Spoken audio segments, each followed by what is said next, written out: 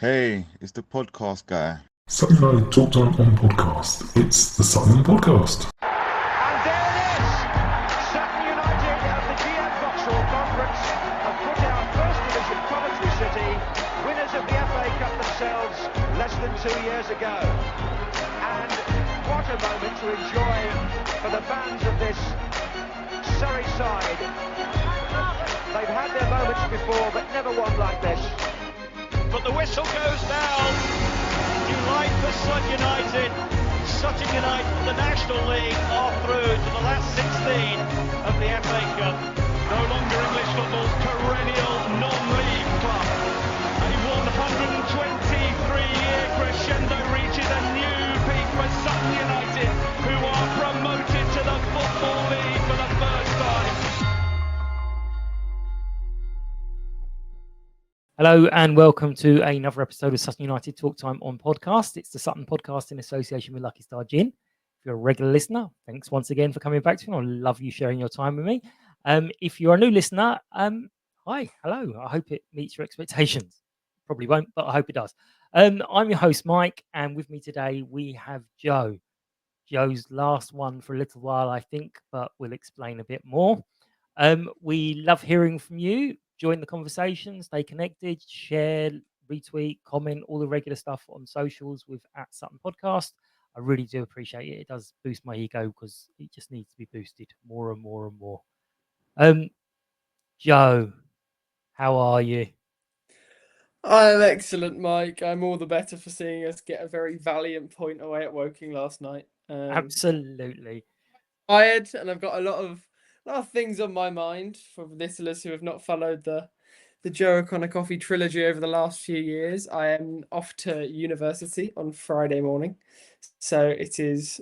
Oh, you can't see, but I'm surrounded by boxes, and trying to pack. And let's just say, it's not the easiest job in the world to kind of decide what to take away and what not, because you never know what you're going to need. But I think we've got everything now ready to be packed. Just actually finding a place to put it is a different question. Just sleep on the boxes, mate. You'll be all right. Yeah. Fine. Yeah, fine. So, but yeah, it's an exciting thing coming, and probably won't be on for a few months, but hopefully over Christmas I'll be back home and at a Sutton game I can rejoin Mike and his troublesome endeavours. Well, we'll get an address, so we'll get people to post you like packets of noodles and stuff like that when you're starving. Yeah. Food packs. Get some noodles through the post.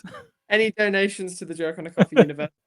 You only take above £20. Right. I did a briefing with Mark the other day on the Steve situation behind company. I'm not going to go into my thoughts again, but what was your thoughts on it and thoughts since? Was it the right time, the right decision, too early, too late? What are your thoughts? I mean, you've had a week or so now to kind of get used to the idea, so it's not quite as raw. I think it was the right decision entirely. I think Steve really wanted it to work, and it got to the point where he didn't have much. He didn't know what to do, because I think he had tried a lot, and maybe it didn't look like it, but I think he was, and it got to him. You could see it in interviews, and I just think at that point it's not conducive for the manager, nor the club, nor the players to continue a relationship where it just seems just not to be clicking. And I think there'll be things which we'll miss in him. I think there are qualities which maybe aren't as obvious, but there are some qualities which I really think we want to have that he's got in our next coach. But yeah, I think overall, looking back on his appointment, it was always going to be a tough act to follow from Matt, and very different character to Matt, very different approach to football to Matt. And there were ups, there were downs, but I think at that point, knowing where the ambitions were after pre-season, and knowing what his ambitions being a two-year project after last season, to be sat 23rd is not really in the relegation zone comfortably. It's not really the plan, and the longer we held on for maybe Sutton's sake for not wanting to sack managers and obviously not being here too long, I think the more damage it could have done to not only the relationship between him and the players, but the relationship between him and the fans, which, let's just say, was not the peachiest. But right call, right time. Obviously, Kiri's gone as well. He was Steve's one of Steve's Met guys he brought in. But now it's the John and Sean show, and it's not been too bad so far. Good showing last night. Yeah. I mean, it's clearly a stressful job, but yeah, I mean, you're right. There was a lot, and in the interviews, you could revisit them now. You're getting progressively more and more frustrated and angry. But I know it doesn't help. But in another universe, in a parallel world, we score against Colchester and we don't concede that last-minute penalty against Doncaster, and we're safe in League Two. So, but anyway, hey ho, we are where we are. Yeah. On to the match. So, going into it, we've had a run of losses. What were 6. your? I think it's 7. I don't know. What were your expectations, and what did you think of the lineup? Well, John kind of alluded to the fact, he was a bit restricted with his lineup on Saturday due to the National League Cup rules from the Tuesday prior, which obviously wasn't under his jurisdiction. Steve's last game. So it was going to be more of a John Meaney lineup. I think we saw that in the tactics. Saturday felt a bit makeshift. 4-4-2 didn't really seem to work. Seemed very disjointed, and that I would say that was actually one of our worst performances of the season. I think we've been bad. Maybe scoreline has not flattered. Scoreline had made it seem maybe less close than it was. Forest Green 4-0 was harsh. I don't think Fulham was, but I think Brackley, we were lucky to only go down 1-0 because we were very poor, and we team who had just lost their manager, and just kind of been cobbled together with whatever could happen, and that is not John's buck. But I was excited to see the team on Tuesday, see what approach he'd take, see who'd come in, see if anyone is it a fresh slate, some players who maybe haven't got minutes. But yeah, no, I thought it was good. I liked Phipps being given the break. It had been a bit of he gave me a little bit of he started off the season really well and just seemed really comfortable. In the last few games, he just seemed tired and just a few uncomfortable mistakes. Remind me a bit of Maguire at United. He started off so well, and then it just started to be a bit all over the place, and then it just becomes part of a defensive mishap. So I think it was good to give him a break. Was happy to see obviously Charlie in there because I think he was good last week against Brighton, and very highly rated from the academy, and had an inkling when he wasn't in the game team against Dagenham on Monday. The academy played Dagenham. Oh, sorry. Sorry. What are you talking about? I know we haven't played Dagenham. No, I get you now. I get you. Yeah, I get you. And I was happy to see it looked like a change in shape.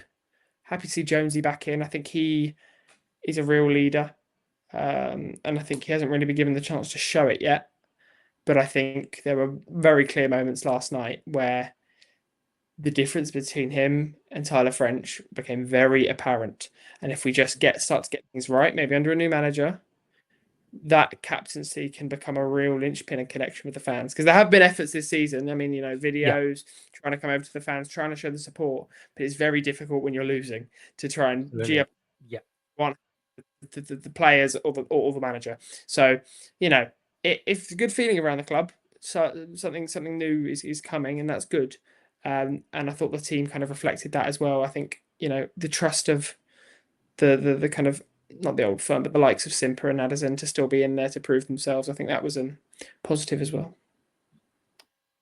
So on lineups, there was some familiar faces on the Woking team. We had 3, was it? There was 3 on Harry, 1 on the bench. Right. So there was Harry, Aidan, Chin, and Sanderson. Right. Yeah. Okay. Were you a little bit nervous because all of them can score? One of them did. So and it's always not the one I think would score. Not the one you thought would score, but one of them did. Players always seem to come back and haunt their old clubs. How were you kind of feeling were you nervous that they were going to have a stormer, or was it just another team? It's another team. I don't think they needed the win as much as they do. They're only a few places above us, and they haven't had the best start to the season. They had one big, similar to us. They've had 2 wins to our 1, but they had one massive result. Ours was Carlisle. Theirs is Gateshead. They will beat Gateshead 5-0, massively out of character to the rest of their season so far. Yeah, I wasn't nervous. I knew out of all of them, if there's anyone I was most worried about, it'd be Akoli, because I just know like he got really praised for his performance in that Woking game last year. Mm-hmm. He It scored was against us then, or not? What do you mean? Last year, did he score against us last year? No, he's playing for us. No. Oh, sorry. Who did he score? Oh, never mind. Carry on. Who was he playing for? Yeah, it was Woking. No, he didn't. But he was. Yeah, I knew how good he was, and it was right after Muller got injured last season. Just kind of, I knew he could be a real pain, and we don't really have that target forward. Nadas can it, but he's such a dominant figure at the back. I just was a bit worried that let's say we started Njoku, that battle again is a very physical mismatch, and I actually thought Njoku did better than Naderson. When Naderson went out wide, we started to get some traction because it was almost like he was being played as if what Will did last season, and you can't play Naderson in that role. He's not the same striker, and you're shoehorning a player who's much better at the runs and the kind of grafting on the right. And then Njoku was almost, it's going to sound weird, but too small for him to be barged off the ball, and he was able to shield himself. And that you think of players short up and down. That's what Beautyman used to do.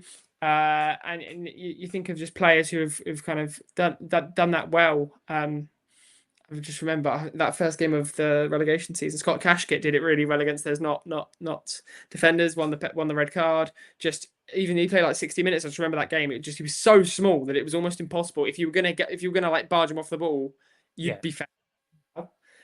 So that might be a strategy Means might employ over the next few weeks. But if there was anyone to be a Coley, but I think for any of them, I think it's just another game. None of them apart from Buttes were here that long. I mean, you could argue obviously Buttes here forever, but you could sort of go, well, Aidan and Steve, I don't think saw eye to eye. So there could have been a little. But that's why I went back. So yeah, a little bit of like to get one over on him, but then he's not here, so it's like, oh, that's gone. Doesn't really make.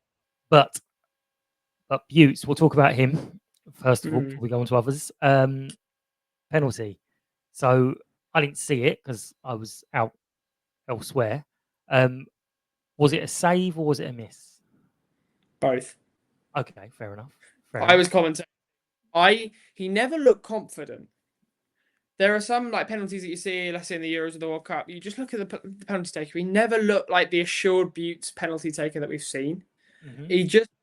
He shaped to go that way from the moment he started running. And I think it might have been Ryan. I looked behind me. I said he's going to Sims's right, because his body was already moving that way. And I was like, well, Sims is pretty darn good at saving penalties. It was a good big hand from Sims to get it away, so it was a good save. But it was nowhere near the corner, and it was at a perfect height. So yeah, I think it was a poor penalty, very well saved, because he didn't allow any scraps to come of it and properly pushed it behind for a corner. But I think, yeah, it's by no means anywhere near his best. So I think that's penalty 6 this season, and the first one we've saved, or not 6 is outrageous. I know we've had 10 league games and 2 cup games, so it's 1 every 2 games we've conceded. Where else? One at Woking. What's the other ones? Oh, I don't know. There's too many. There's too many to count. I don't. Yeah, that needs to be fixed. It's in the box. I mean, over a season, you'd think 6 is quite a lot, but we had one. Yeah, we should have had one. I mean, I've had varying different things, but most comments are basically saying, and we were going to talk about some of them in a bit. Most of them are saying, well, the penalty we were denied was more nailed on than the penalty they got. Yeah. So their one was Well, I think theirs is soft. Charlie Bell's leg is out and he's not trying to block anyone. He's running to go the other way because he thinks that's where the ball is going. And Kelly, or I think it's Kelly, trips over his leg. It's not like he's left his leg out there deliberately. He's literally just running past him. And I don't think Bell could believe it. He was like, I'm literally running the other way. I'm like, how is this a foul?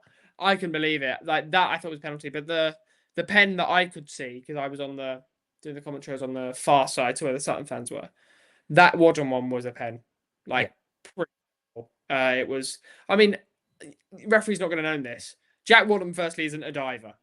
If there's any player on that pitch who's not going to dive, firstly, he didn't need to because Jääskeläinen hit his leg. But if there's any player that's not going to dive, if there's any person I'd put no money on getting a yellow card for simulation, if even the bookies, it would not be Jack Wadden just because he's not the player he is. Yeah, I mean, you said it before you said that. Refs can't possibly I know, sit there and judge all that. Knowing up, no. If it's what, it's probably not going to be a dive. Yeah. I mean, you mentioned him a couple of times now. Birthday boy. It's his birthday today. I don't know how old he is. I think he's like 13 or something. But Charlie, well, the penalty, he must have been thinking, what a great debut this is. Thanks a lot. But, I mean, seeing him into the side, you mentioned he played well the other night. You thought he was going to be at least involved.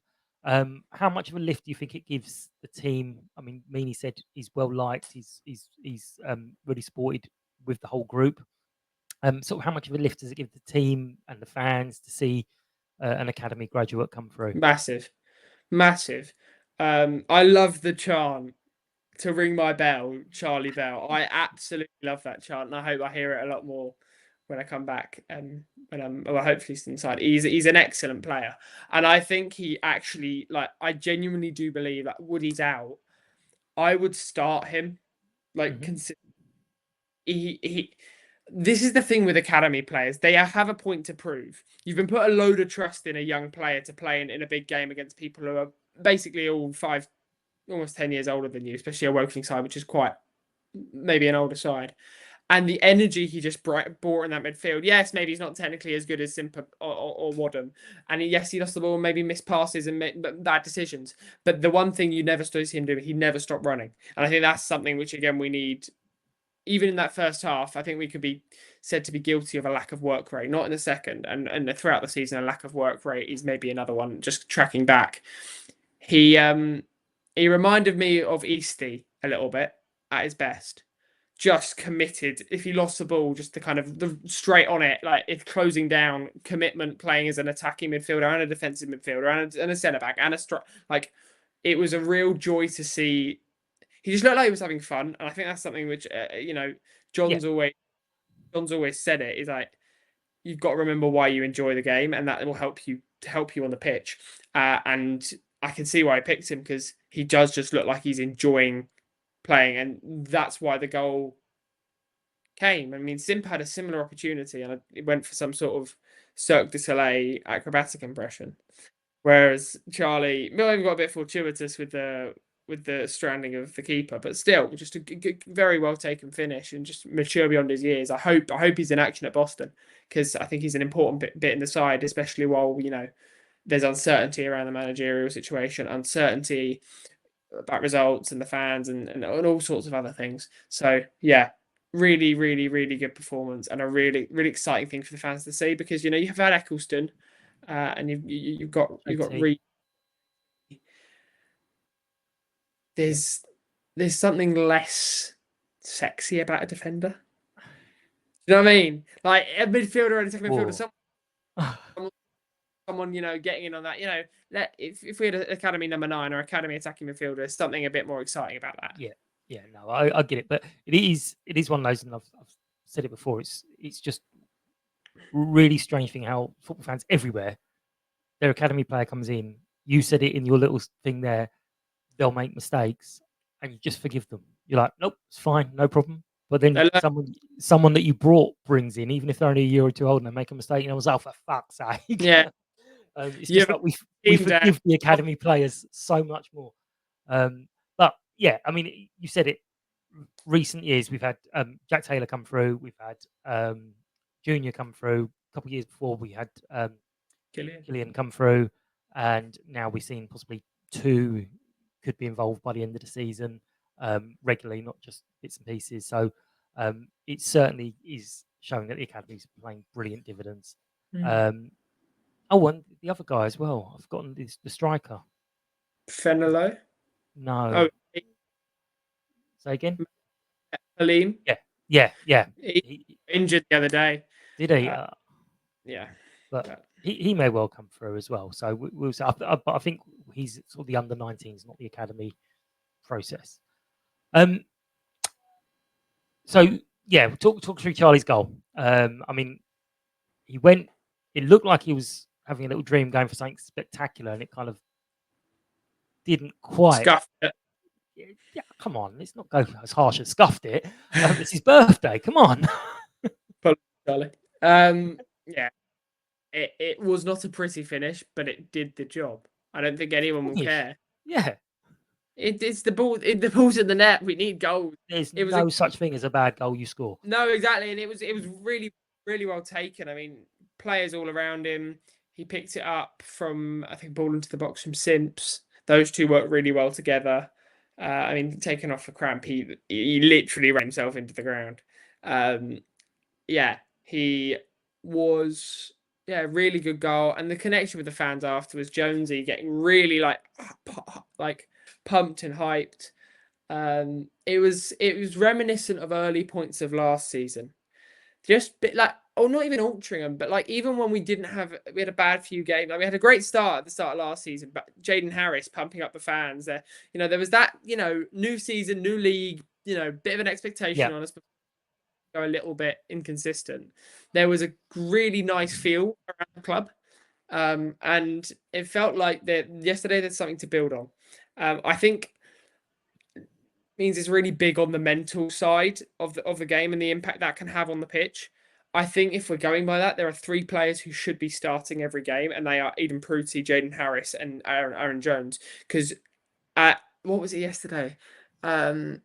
Tizard came on and made his first tackle, but kind of just tentatively put it out, and it didn't do that. Harris comes running over about 20 yards and say, "Go effing through him, Tiz," and then screams and runs off, and Prute just starts clapping, and I'm just like, it was so absolute cinema. And Prute's just getting like roaring, Jones winding up the Woking fans, Sims taking his time, and Nada's kind of shithousing at the end. It was that last half an hour. Again, and with the away performance, there was some real character in that side. The kind of celebrations for Charlie's goal, it felt like there was a real just buzz, and it just felt like maybe yesterday could have been a bit of a tipping point.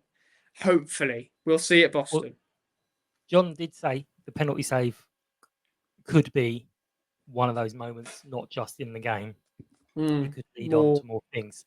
But what do you think so far? I mean, that's John's second game in charge. You've already sort of touched on the first one. He was slightly hamstrung with rules. How do you think the differences are? I mean, I'm loving some of his interviews where he's getting into his full David Brent, and don't worry, he said it himself before, where he's going on all these little technical things. But how are you feeling about the changes in tactics, or is there a change in mood, or is it more of the same? I think there was this mood I'm talking about. This buzz was there at the start of the season, but it drains out just as loss comes on loss, and the manager starts to get more frustrated. A fresh set of eyes and a different tactic and a different approach is good. I heard people talking about last night. Oh, maybe Means will be the man to lead. I don't know.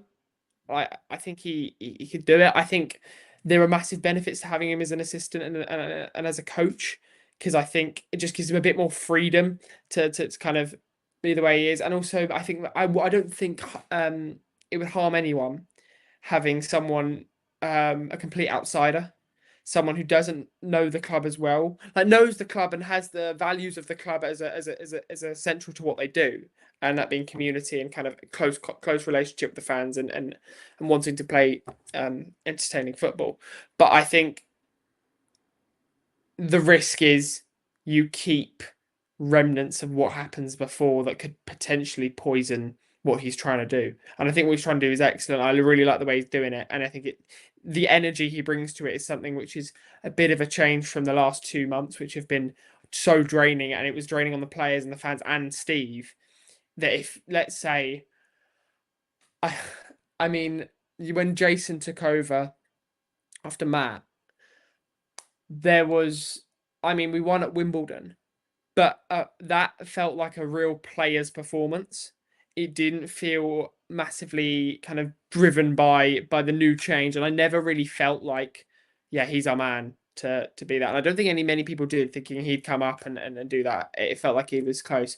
Means feels a bit closer to that. Feels like, yeah, he is a step away from it, and he's trying to make that break. Yeah.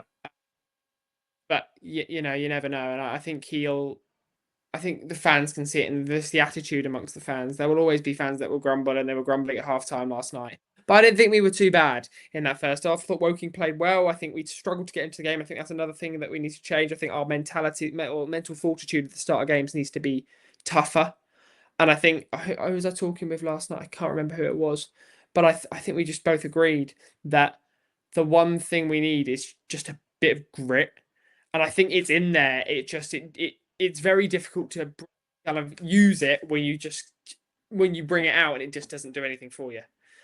So I think that's the key. I think we saw it at Tamworth, equalising from 2-0 down and then just kind of collapsing again 40 seconds later. And I think that's the thing that Means is trying to instill. You can see it in his interview, see it in the clips from training. It's all about trying to turn those losses into not being like, oh well, I've lost the ball. How can I change that? And that had been under the end of Steve. Yeah, I mean, I haven't really kind of considered it much, so I might be talking a load of rubbish. Obviously, Means getting the job. I don't know if he even wants it. Is the first thing he might well be saying not at all, because I would be devastated if he got a top job that he kind of felt he had to take, and then it kind of sucked all that enthusiasm and life out of him. It would be like, no, we've killed a very, very great thing. So that would be my kind of worry, is whether because it does take a different type of thing to go, right, I'm taking these decisions, because some people can make the decisions and be quite happy, but some people it will just churn and churn over. So I'd say I've not spoken to him, I've not done anything. I've just sort of sitting there thinking, I don't know if he'd even want it or not, but yeah, it'd be a definitely popular choice. I know that. Taking all emotion out of it, it's football, you can't do that. Was this a point earned or 2 points dropped? Point earned. Point earned, excellent. Point earned. Good point on the road.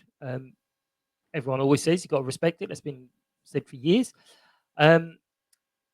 How do you think it's going to affect us going into the weekend? It stopped the rot of losses. Do you think we should now be going, right, let's continue with stopping the rot and just keep everything tight? Or do you think we should be going in, like you just said a minute ago, from minute one, we're going to win this? I think minute one, we're going to put everything out there. We're going to win this, won't work because that risks overconfidence. And I think the mental, not stability, but like mental kind of like toughness of the squad has to be a little bit in question. And I think it is there. It's just, if you keep losing, it takes a knock. Yeah, absolutely. It takes a knock, of course, to all players who are trying, so many players that have played so many minutes, and it's just not going to plan. But the one thing should be, right, that last 30 minutes was good. Let's try and do that for another 30. And then we take a break and we have drinks. And let's do that for another 15, get to half time. Let's do that for another 45 and trust check. Because I think that's another thing. I mean, he's all about small steps and breaking things down rather than, I think the one thing that we as a fan base, and also even myself, we kept being like, oh well, how long until Steve if we keep losing? And we kept looking at games of 2 or 3. It's very difficult if we keep looking games of 2 or 3. That's 9 points. That could be a margin. And if you just throw away 3 games and you just have to play it game by game, play it by ear, try and figure out what's going on. And I think minute 1 and that first 15 really sets the impetus, because I do think we will be in the game. I think Boston are a difficult side. They had a very good end to last season. They made some shrewd pickups in the close season, but I think we've got a point to prove, and so is John, and so is the players, and so the players will want to continue what they did in the latter minutes of yesterday's game. Yeah, I mean, end of the day, pretty much all of those players have joined us, sold on the idea that we're going to be a springboard for them to move on. It's not a secret. They've come here to showcase, so they're going to want to showcase what they can do. So they're not here to settle and go, okay. They're not here for the wages. I can tell you that much. I know that for a fact. So they're here to prove themselves. Just on a quick word on the. I know you said you're on the opposite side, but the crowd, bit gutting, as someone's already said. I think it was young Harry Pinto said, if this was a Saturday, it would have been such a much better much better atmosphere. But how important? I mean, they say it, and you kind of think, oh, are they just saying it to pay lip service? But they say it. But you saw their reaction with the crowd. What was it like with the crowd yesterday? Lots of noise, lots of engagement. How important do you think it is? I thought it was lovely to see. Just those last half an hour, it felt a bit like the start of Steve, where there was really good support. It was almost like there were so many people resigned to the fact that we were basically down, and we battled back, and it was such a good atmosphere. I think I agree with Pento. Saturday, you get another 150, 200 people there because it's so close. But I think our fans really did everything they could. Those last 30 minutes, they were unbelievable. First 45, they very much on par with the Woking lot, and if not, outsung them. So yeah, I do think it means a lot, and I think it means a lot to this group, and I think it means a lot to younger players. You can have the older players, and there are older players on this team, but I think the older players genuinely do appreciate it, and younger players, that it's a real driving force. You're not just showing off your talents to scouts and to the manager and to your other teammates. You're showing off to the people that care about your club, and I do think this is paid money. There's no distance. I don't think there's no distance. There is a distance, and there has been a distance between the fans and the players. I don't think this group does want that, and I think that is something with right appointment or right continuation of means or whatever the kind of how it pans out. I think that should be one of the top priorities to keep maintaining, because I really do think that it has a massive impact on the players' performance and the fans' perception of the club off the pitch, which makes everyone's job on and off the pitch a lot easier. Was it that crazy Leeds manager, what he did with the I can't remember who it was now. He basically found out the average wage in Leeds, the cost of a season ticket, and he dragged all the players out to do litter picking for like 8 hours or whatever it was, going, this is what those fans have paid to see you play, and this is how much work they put in to see you play that game of football. So he's made them do the actual work that people would do just to appreciate. Yes, him. That's the one. And it was just like, what a weird, very Brian Clough-esque idea. Bielsa to Sutton. Exactly. Yeah, we'll start the process now. Okay, you've hinted at some of this already. We're looking for the first win since end of August. We need at least one win a month. Who's going to step up, and what do we need to do tactic wise? I know you want us to be on it from the first, break it down into sort of smaller chunks of game, but what do we need to do? Do we need to be going in attacking? Do we need to keep it tight? Who wants to step up for you? That's about 20 questions in one there. Go on. Answer whichever one of them you want, Joe. Who needs to step up? I think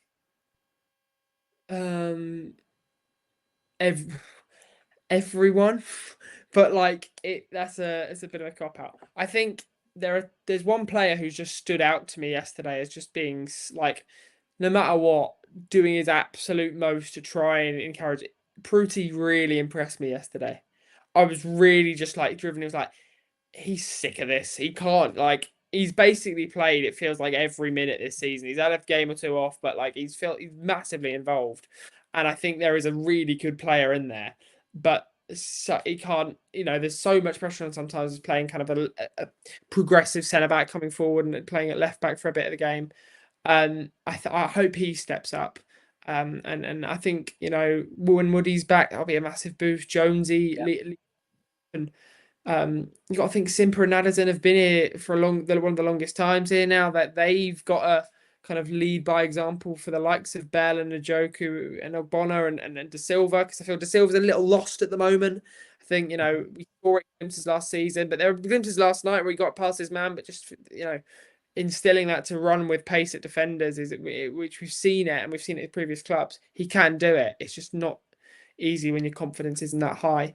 And I think tactically, look, I think whether it's long ball, whether it's possession based, whether it's counter attack, as long as we commit to it and it's not just kind of a bit wishy-washy, kind of general, this is how I'd like you to play, try and play in this kind of style. If there's a plan, stick to the plan.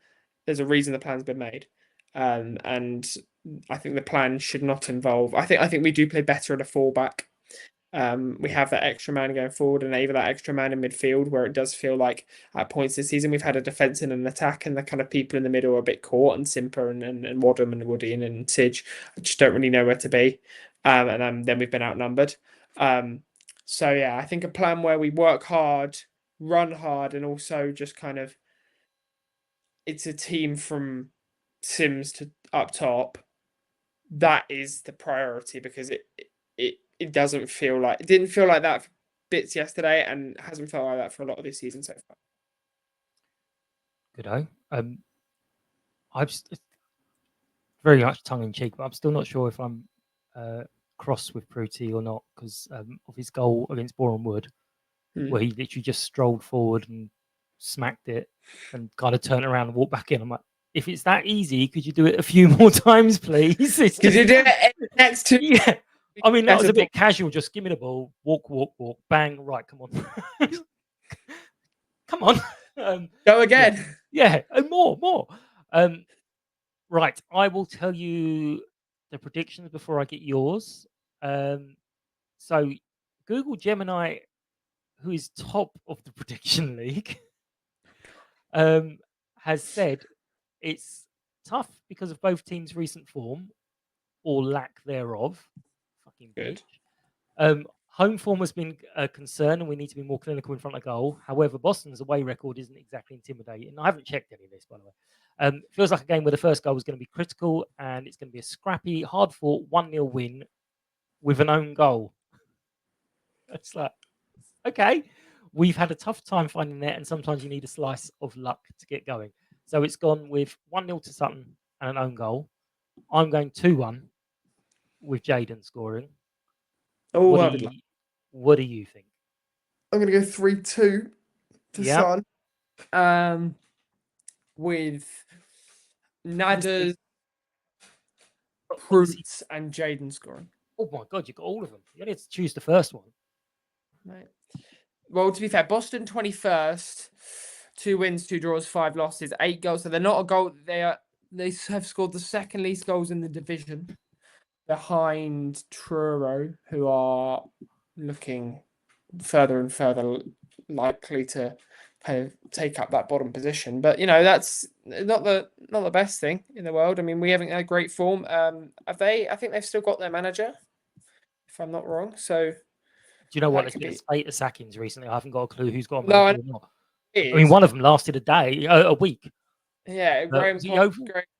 Graham Coughlin. Yeah. But no. Yeah.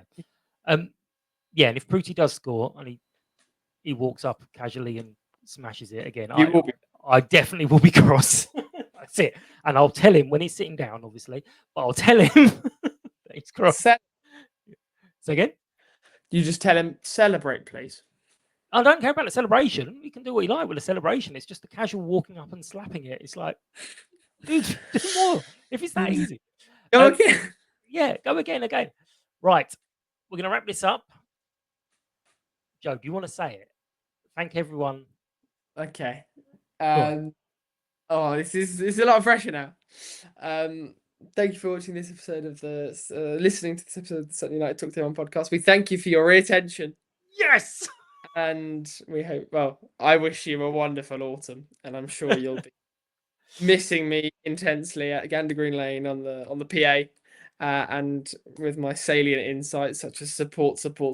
Shout out to you, Seb White. So yeah. What was it? Goal, Boreham Wood. Oh no! Right. I'm going to stand by this. I don't think. No. What do you? When we against Fulham, I am not gonna. When we're 6-0 down and we've just conceded a howler, I'm not gonna go on the thing. Go for Fulham! Another one. And another one. Take your pick. I don't care. 7th goal. Guess who the goal's for? It's not for you. Right. Thank you for doing the attention thing, Joe. Don't forget, you can subscribe on your preferred platforms, and you can give it a little thumbs up on YouTube. Leave us a review anywhere you like. Thank you, our sponsors, Lucky Star Gin. Big thank you to Joe for a few months. Best of luck at uni. If you want to fill the gap that's going to be left by Joe, as if it's possible, but if you want to try and fill the gap that's left by Joe, drop me a line. I would say talk to me, every single person knows there's no point talking to me because I'll forget within about 5 minutes. So drop me an email, and I'll probably forget that too, but there's less chance. Thanks to you for listening. Hope you've enjoyed this episode of Sutton Podcast. Take care, and we'll catch up soon. Bye-bye. Have a good one. United!